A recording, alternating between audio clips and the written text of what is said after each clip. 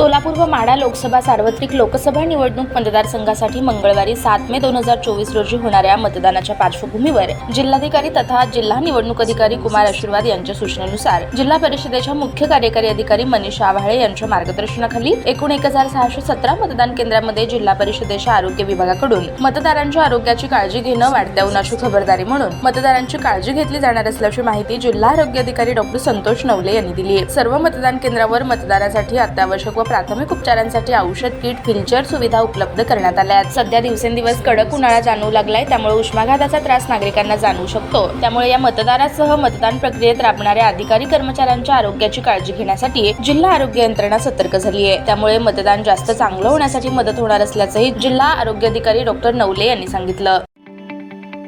ताज्या बातम्या पाहण्यासाठी प्राईम महाराष्ट्र न्यूज चॅनलला सबस्क्राईब करा.